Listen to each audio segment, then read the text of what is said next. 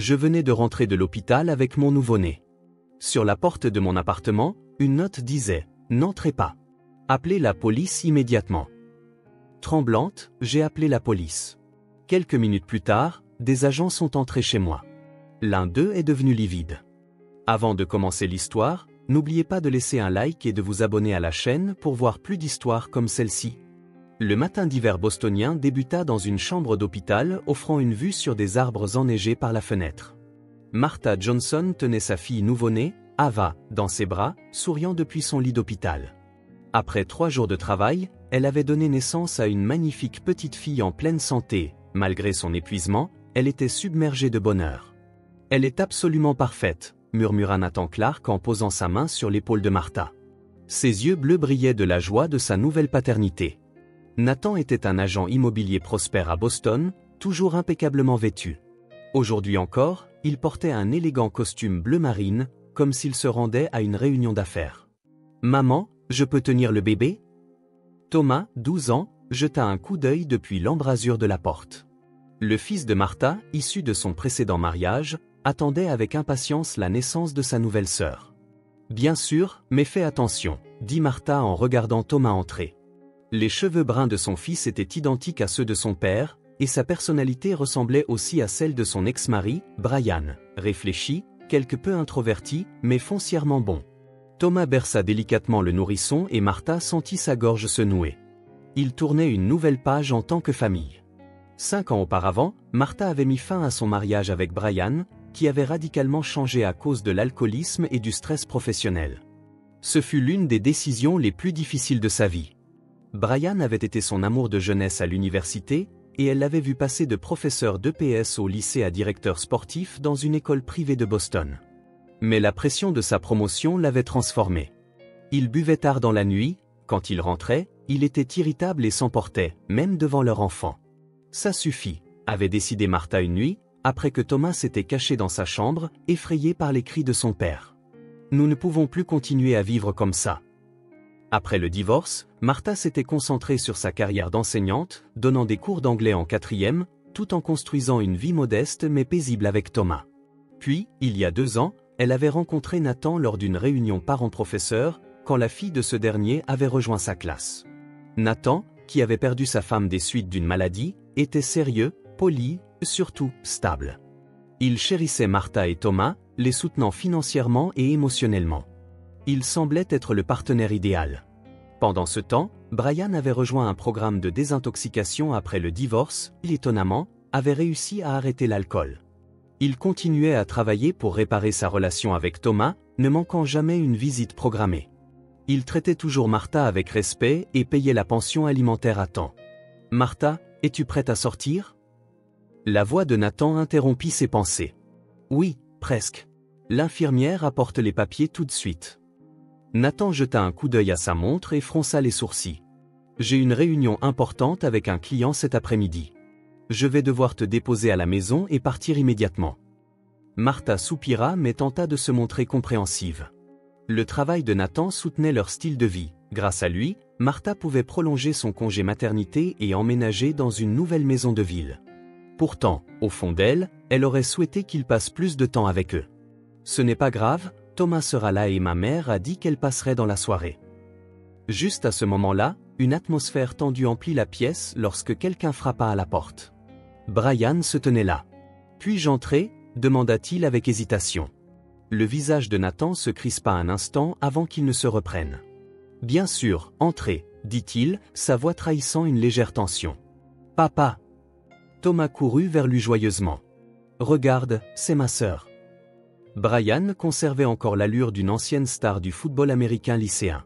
Après le divorce, il s'était reconstruit physiquement et mentalement et travaillait désormais comme conseiller dans un centre de désintoxication local. « Félicitations, Martha » dit-il avec un sourire sincère. « Elle est magnifique. » Martha le remercia tout en sentant la tension entre les 2 hommes dans la pièce. Elle avait le vague sentiment que Brian éprouvait encore des sentiments pour elle et que Nathan en était conscient. « Thomas, j'ai hâte de notre séjour de camping ce week-end, » dit Brian en ébouriffant doucement les cheveux de son fils. « Moi aussi, j'ai préparé la tente et le sac de couchage. » Nathan regarda à nouveau sa montre. « Je devrais y aller. » je vais appeler l'infirmière. Sur ce, il quitta la pièce. Brian regarda Martha et dit doucement, si tu as besoin de quoi que ce soit, appelle-moi. Il y avait quelque chose de non dit dans ses yeux, inquiétude, prudence, amour. Martha ne pouvait le dire. Saviez-vous que certaines personnes gagnent plus de 10 000 $ par mois simplement en publiant des histoires Reddit sur YouTube? Sans visage, sans voix, juste un ordinateur portable. Je le fais aussi, lien ci-dessous si vous êtes curieux. Elle savait seulement avec certitude qu'il avait véritablement changé. Lorsque les préparatifs de sortie furent terminés, Martha s'installa dans un fauteuil roulant avec l'aide de l'infirmière. Ava était emmitouflée dans une petite couverture rose, dormant dans les bras de sa mère. Nathan avait laissé tourner le moteur de la voiture et attendait. Thomas viendrait plus tard dans une autre voiture avec Brian. 2 semaines s'étaient écoulées depuis que Martha était rentrée chez elle avec Ava. Leur spacieuse maison de ville dans la banlieue de Boston débordait d'articles pour bébés. Le canapé du salon était couvert de vêtements de bébé pliés, la table basse contenait des biberons et des peluches étaient éparpillés sur le sol. Ce qui était autrefois un espace ordonné était maintenant dominé par le doux chaos qui signalait une nouvelle vie. « Maman, j'ai réchauffé le lait d'Ava », appela Thomas depuis la cuisine.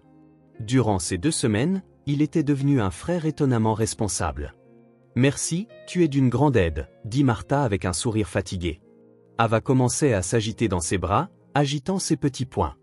Après plusieurs nuits blanches, des cernes s'étaient formées sous les yeux de Martha. Elle s'assit lentement sur le canapé et prit le biberon des mains de Thomas. Après avoir vérifié la température sur son poignet, elle le donna à Ava, qui commença à téter avidement. Cette adorable scène emplit le cœur de Martha de chaleur, mais en même temps, elle ressentait vivement l'absence de Nathan. Il semblait être devenu plus occupé depuis la naissance. Il partait tôt et rentrait tard. Plusieurs projets importants ont coïncidé, expliquait-il. Mais Martha sentait que quelque chose n'allait pas, surtout la nuit dernière, quand il était rentré à 1h du matin et qu'après s'être douché, il s'était enfin glissé dans le lit. Elle avait détecté la faible odeur de parfum féminin dans ses cheveux. « Je me fais des idées », se dit Martha, c'est juste la nervosité postpartum. Mais au fond d'elle, son intuition que quelque chose clochait se renforçait. La sonnette retentit et Thomas courut ouvrir. « C'est papa !» Sa voix joyeuse résonna depuis l'entrée. Brian entra, portant des sacs en papier dans les 2 mains. « Comment va tout le monde ? J'ai apporté des courses et le dîner. » Martha sentit une vague de gratitude. Brian avait été incroyablement fiable depuis le divorce, surtout après qu'elle soit tombée enceinte. Il aidait pour les courses, allait parfois chercher Thomas à l'école et constituait un soutien précieux lorsque Nathan était occupé, d'autant plus que les parents de Martha vivaient loin. « Merci Brian, tu es d'une telle aide. » Martha sourit en se dirigeant vers la cuisine. Il lança par-dessus son épaule, « Pas besoin de me remercier. Ce sont des lasagnes et de la salade, il suffit de les réchauffer. » Martha fut de nouveau impressionnée par le changement de Brian. Autrefois, c'était un homme qui ne cuisinait jamais, mais maintenant il pouvait préparer des repas maison décents. Son travail au centre de désintoxication semblait l'avoir aidé à mûrir. « Et maman, papa m'emmène à un match de baseball ce week-end », annonça Thomas avec enthousiasme. « Est-ce que papa Nat vient aussi ?» Martha sentit un pincement au cœur quand son fils appela Nathan « Papa Nat ». Thomas essayait désespérément de trouver sa place entre ces 2 pères. Il semble occupé par son travail. Je lui demanderai, mais je ne peux rien promettre. Encore une fois, la déception se mêla à la voix de Thomas. Il est toujours occupé, n'est-ce pas? Brian revint de la cuisine, sentant peut-être la situation, changea de sujet. Au fait, Thomas, comment s'est passé ton contrôle de maths la semaine dernière? Au dîner, ils étaient tous les 3 assis autour de la table pendant qu'Ava dormait dans son couffin à côté de Martha. La conversation coulait agréablement et Martha était reconnaissante pour ce moment de paix. Cependant, son téléphone sonna et le nom de Nathan apparut à l'écran. « Je serai encore en retard. » Sa voix semblait fatiguée, mais aussi quelque peu tendue. « J'ai un dîner avec des clients. Je serai de retour d'ici demain matin. » « Je vois. » Martha put à peine répondre. C'était le 3e dîner tardif cette semaine. « Fais attention. » Quand elle raccrocha, Brian la regardait.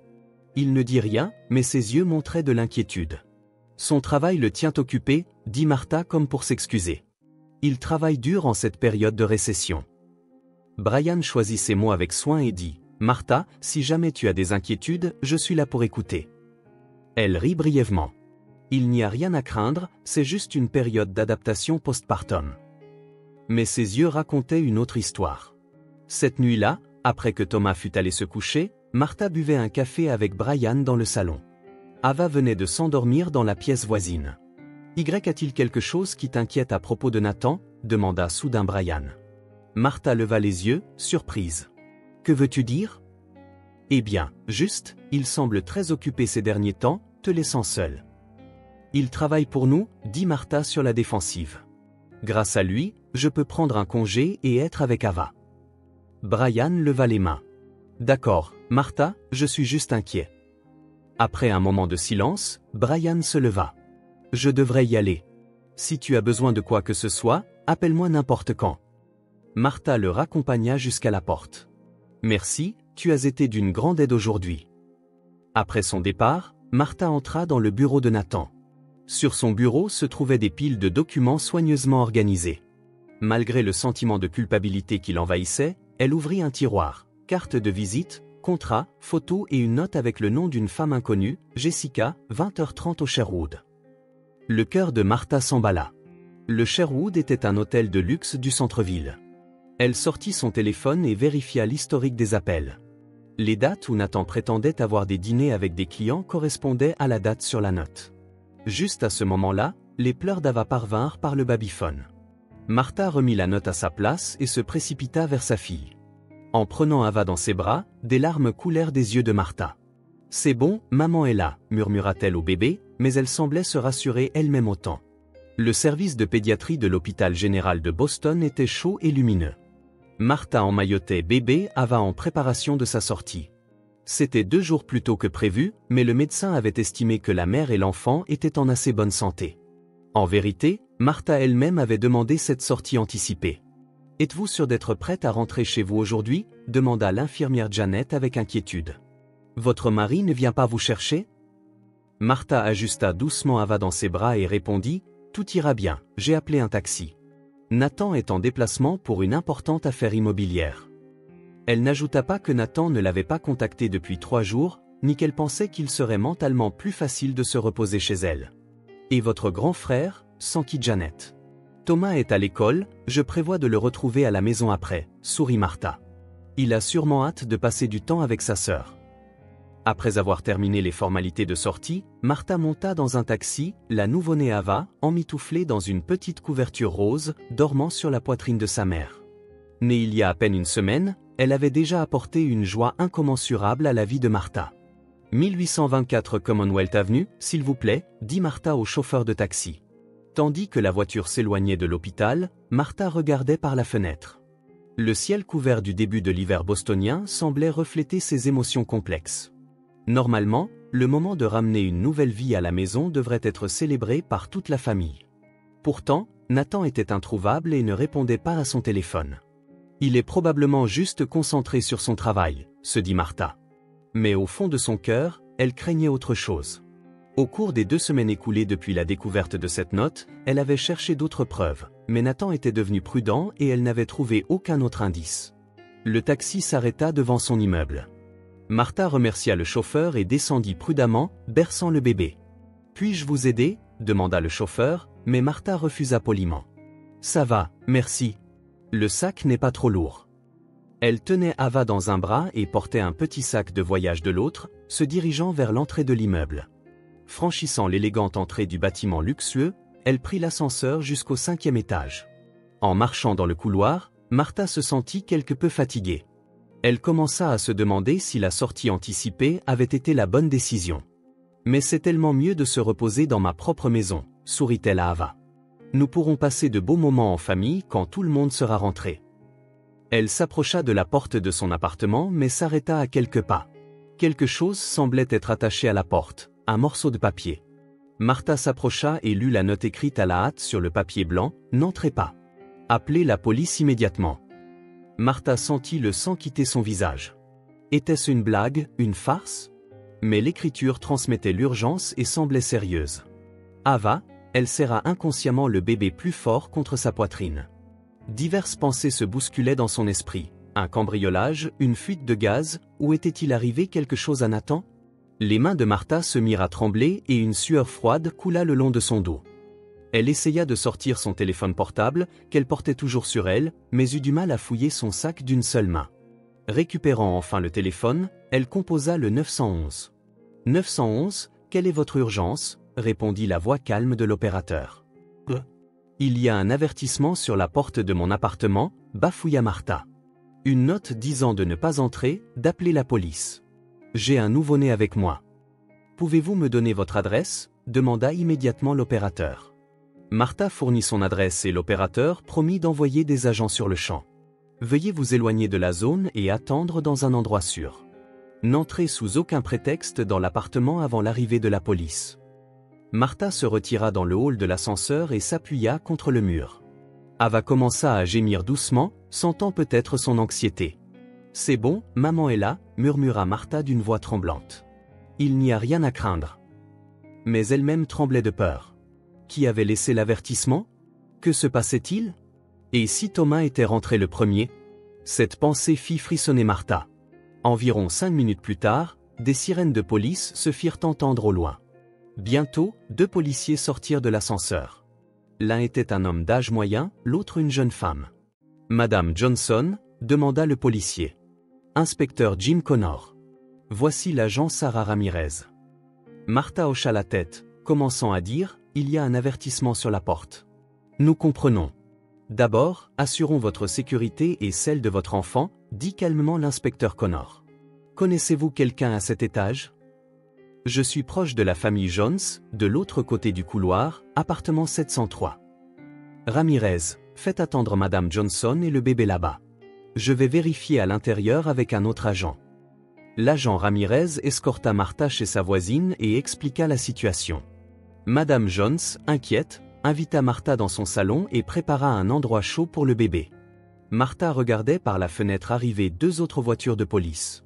Son cœur battait la chamade, imaginant le pire. Environ 15 minutes plus tard, on frappa à la porte. Madame Jones s'ouvrit et trouva l'inspecteur Connor. Son visage était crispé et sévère, indiquant que quelque chose de grave s'était produit. « Madame Johnson, nous devons parler », dit-il calmement. Martha confia Ava à Madame Jones et sortit dans le couloir. « Que s'est-il passé ?» demanda-t-elle d'une voix tremblante. L'inspecteur Connor prit une profonde inspiration et commença, choisissant soigneusement ses mots, « Il y a eu un incident dans votre appartement. Un homme, que l'on pense être votre mari, et une jeune femme ont été retrouvés blessés. » Le sang quitta le visage de Martha. « Nathan, est-il vivant ? » Ils sont tous les 2 vivants. Ils ont déjà été transportés à l'hôpital par ambulance. Leur état n'est pas stable, mais leur pronostic vital n'est pas engagé dans l'immédiat. Martha s'appuya contre le mur. L'autre femme, qui est-ce ? Nous n'avons pas encore confirmé son identité. Cependant, l'inspecteur Connor s'apprêtait à continuer quand un autre policier arriva en courant de l'ascenseur. « Inspecteur !» Le policier était essoufflé. L'équipe scientifique a trouvé quelque chose. Un message écrit avec du sang sur le miroir de la salle de bain. Les mots du policier firent pâlir l'un des agents. C'était un jeune officier qui se tenait derrière l'inspecteur Connor. Il vacilla et s'appuya contre le mur. « Qu'y a-t-il, Jenkins ?» L'inspecteur Connor se retourna. « Désolé, inspecteur, » dit Jenkins d'une voix tremblante. « C'est ma première scène de crime violent. » Pour Martha, tout ressemblait à un cauchemar surréaliste. Debout dans le couloir, elle fixait la porte de son appartement. La note d'avertissement qui y était scotchée flottait légèrement dans le courant d'air. « Qui a laissé cette note ?» murmura-t-elle. L'inspecteur Connor la regarda et dit « C'est une question importante. Grâce à cette note, vous et votre enfant avez évité le danger. Nous devons enquêter pour savoir qui a tenté de vous aider. » Juste à ce moment-là, le téléphone de Martha sonna. En regardant le nom sur l'écran, elle retint son souffle, Brian. Avant de répondre, Martha comprit soudain. Son ex-mari savait peut-être quelque chose et avait tenté de la protéger, elle et le bébé. Mais de nombreux mystères demeuraient. Que s'était-il passé dans l'appartement et qui était la jeune femme ? Elle répondit au téléphone. « Brian, que se passe-t-il » Sa voix à l'autre bout du fil était un mélange de tension et de soulagement. La salle d'attente de l'hôpital général du Massachusetts avait une odeur d'antiseptique et un éclairage institutionnel. Martha était assise sur une chaise en plastique dur, tenant Ava endormie et regardant dans le vide. Thomas était assis à côté d'elle, serrant ses genoux contre sa poitrine, fixant le sol d'un air perturbé. Arrivé directement de l'école à l'hôpital, il semblait avoir du mal à comprendre la situation. « C'est bon », Martha posa sa main sur l'épaule de son fils. « Nous sommes en sécurité. »« Mais papa n'est ?» La voix de Thomas tremblait. Martha ne savait plus quoi dire. Comment pouvait-elle expliquer, comment dire à son fils de 12 ans que son beau-père et une inconnue avaient été retrouvés ensanglantés? Martha leva les yeux et vit Brian revenir de la cafétéria de l'hôpital. Il portait 2 tasses de café et un chocolat chaud pour Thomas. « Tu devrais boire quelque chose, » dit-il calmement. Martha murmura « Merci » et prit le café. Ses mains tremblaient, mais la tasse chaude lui apporta un certain réconfort. « Que s'est-il passé, Brian ?» demanda-t-elle enfin. « Pourquoi as-tu laissé cette note ?» Brian prit une profonde inspiration. « Thomas, pourrais-tu aller aux distributeurs automatiques un instant ?» Il tendit de l'argent à son fils. « Tu peux acheter ce que tu veux. » Thomas se leva à contre-cœur et se dirigea vers le bout du couloir. Quand il fut parti, Brian s'assit à côté de Martha. « J'enquêtais sur Nathan depuis un moment, » dit-il doucement. « Enquêter ?» Martha leva les yeux, surprise. « Que veux-tu dire ?» Martha. Brian choisit ses mots avec soin. « Je veux que tu sois heureuse, mais j'ai senti que quelque chose n'allait pas avec Nathan, surtout ces derniers temps. » Martha hocha la tête en silence. Elle l'avait senti aussi. « Tu sais, j'ai obtenu une licence de détective privé après avoir quitté la police, » continua-t-il. « En plus de mon travail au centre de désintoxication, je traite quelques affaires. J'ai utilisé mes compétences pour enquêter sur Nathan. »« Que as-tu trouvé ?» demanda Martha d'une voix tremblante. « Il avait des relations avec plusieurs femmes, mais surtout une relation profonde avec une femme nommée Jessica, » dit Brian avec précaution. C'était une jeune secrétaire dans son agence immobilière. Un nœud de glace se forma dans la poitrine de Martha. Est-ce que cette Jessica est la femme qui était dans l'appartement aujourd'hui? Brian hocha la tête. Oui. Elle était enceinte de l'enfant de Nathan. Martha eut le souffle coupé. Ava bougea légèrement et elle serra inconsciemment le bébé plus fort contre sa poitrine. Nathan la pressait apparemment d'avorter, continua Brian. Il avait probablement peur qu'elle accouche à peu près en même temps qu'Ava. Je savais qu'il y avait des problèmes entre eux, alors quand tu es sorti de l'hôpital aujourd'hui, j'ai pensé que quelque chose pourrait arriver. C'est donc pour ça, la note? Murmura Martha. J'ai parlé à Jessica il y a 2 jours, dit Brian. Elle m'a parlé de sa relation avec Nathan. Elle était désespérée. Je lui ai conseillé d'aller à la police, mais... Il fronça les sourcils. Aujourd'hui, j'ai vu Nathan chez toi. Peu après, j'ai vu Jessica entrer. J'ai senti que quelque chose n'allait pas et je suis allé vérifier. Mais alors que j'allais entrer dans l'ascenseur, j'ai entendu des cris venant de l'intérieur. Et tu as laissé la note sur la porte, continua Martha. Oui. Après avoir appelé la police, j'ai pensé que tu pourrais sortir plus tôt de l'hôpital. Il marqua une pause. Je suis tellement content que tu aies vu la note et appelé la police. Leur conversation fut interrompue lorsqu'un médecin entra dans la salle d'attente. Madame Johnson appela une femme d'âge moyen en blouse blanche. Martha et Brian se levèrent. « Oui, c'est moi, » dit Martha. « Comment va mon mari ?» Nathan Clark a terminé son opération et est actuellement stable, dit calmement le médecin. Il a subi 2 coups de couteau à l'abdomen, mais les organes vitaux n'ont pas été touchés. Il y a eu une perte de sang importante, mais sa vie n'est pas en danger.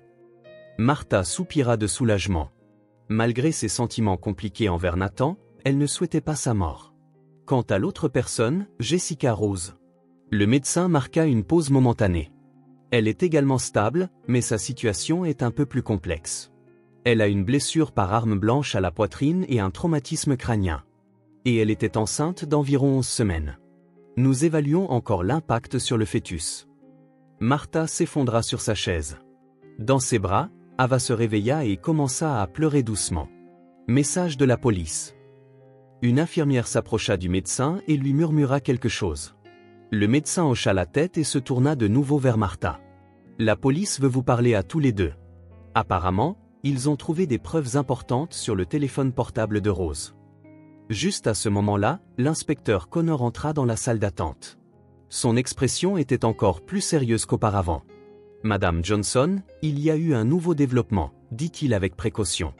nous avons trouvé des enregistrements de conversation entre votre mari et mademoiselle Rose sur son téléphone portable. Le contenu est assez grave. Martha, serrant le bébé contre elle, demanda « Que voulez-vous dire ?» Selon les enregistrements, M. Clark faisait pression sur Rose pour qu'elle avorte et la menaçait de le regretter si elle refusait, expliqua l'inspecteur. Il y a aussi des preuves qu'il avait été violent envers Rose auparavant. Martha n'arrivait pas à y croire. Le Nathan qu'elle connaissait, qui semblait toujours si gentleman et attentionné, avait un autre visage. Ce n'est pas tout, continua l'inspecteur. D'après la scène, il est clair que c'est Clark qui avait initialement le couteau. Les blessures de Rose sont clairement défensives. Il est probable qu'elle l'ait poignardé en état de légitime défense. Martha resta sans voix. Son monde s'écroulait. Le mariage apparemment parfait, l'homme qu'elle croyait être un mari idéal, tout cela n'avait été qu'un mensonge. « Je veux lui parler », dit finalement Martha. « À Jessica ?» demanda Brian, surpris. Martha hocha la tête. C'est elle qui connaît la vérité. L'automne à Boston est une saison de magnifiques feuillages. Dans le jardin de Martha, des feuilles d'érable dorées dansaient dans le vent et la voix joyeuse d'Ava, 6 mois, résonnait. Elle était allongée sur une couverture, essayant d'attraper les feuilles qui tombaient avec ses petites mains. « Ava, le déjeuner sera bientôt prêt », appela Martha depuis la terrasse. À côté d'elle, Jessica coupait des légumes. Son ventre était bien arrondi, il ne restait plus que quelques semaines avant la date prévue de son accouchement. 6 mois s'étaient écoulés depuis l'incident. Nathan avait été condamné à 5 ans de prison pour agression et menaces. Pendant le procès, il avait été révélé que son ex-femme avait subi des violences similaires. Même en prison, il ne montrait aucun signe de remords, continuant au contraire à clamer qu'il était la victime. Pendant ce temps, Martha et Jessica avaient développé une amitié inattendue. Leur première rencontre à l'hôpital avait été tendue, mais les deux femmes en étaient venues à se comprendre à travers leurs douleurs partagées. Jessica avait surmonté le risque initial de fausse couche et portait maintenant fièrement son ventre qui grossissait. Elle vivait dans la maison d'amis de Martha et était devenue membre de la famille. « Maman, regarde ce que j'ai fait. » Thomas apporta fièrement un petit berceau en bois. « C'est papa qui m'a appris. » Martha sourit chaleureusement. « C'est magnifique, Thomas. Le bébé de Jessica va adorer. » Brian arriva derrière Thomas avec des outils de menuiserie. Il avait loué un appartement près de chez Martha et chérissait ses week-ends passés avec Thomas et Ava. Sa relation avec Martha était devenue une relation basée sur l'amitié et le respect, et les anciennes blessures guérissaient. « Les pizzas sont là. » La mère de Brian, Margaret, entra dans le jardin en portant de grandes boîtes à pizza. Elle se joignait souvent aux réunions de famille en tant que grand-mère de cœur des enfants. « L'hawaïenne est pour moi. » La vieille Betsy, la voisine, monta également sur la terrasse avec une tarte aux pommes maison. Vivant seule, Betsy s'était occupée de Martha depuis son emménagement et faisait maintenant partie de la famille. Martha les regarda tous, remplis de bonheur. C'était ça, la famille, pas nécessairement liée par le sang ou les vœux de mariage, mais un rassemblement de personnes unies par le souci et le soutien mutuel. Au crépuscule, tout le monde se rassembla autour de la table, parlant avec animation des événements scolaires de Thomas, des plans pour la fête prénatale de Jessica et du nouveau travail de Brian. Martha s'arrêta un instant pour graver cette scène chaleureuse dans son cœur. « Prenons une photo de famille », suggéra Betsy. Tout le monde se rassembla sur la terrasse, Margaret tenant une perche à selfie au centre. « Souriez tous !» Alors que l'obturateur de l'appareil photo cliquait, Martha fit une petite prière pour que ce bonheur, ces liens véritables, puissent être chéris pour toujours. Personne ne le remarqua, mais de l'autre côté de la rue, une voiture était garée. Nathan, en permission de sortie pour le week-end, regardait par la fenêtre les lumières de la maison de Martha et la famille remplie de sourires. Le regret se lisait sur son visage, mais il était déjà trop tard.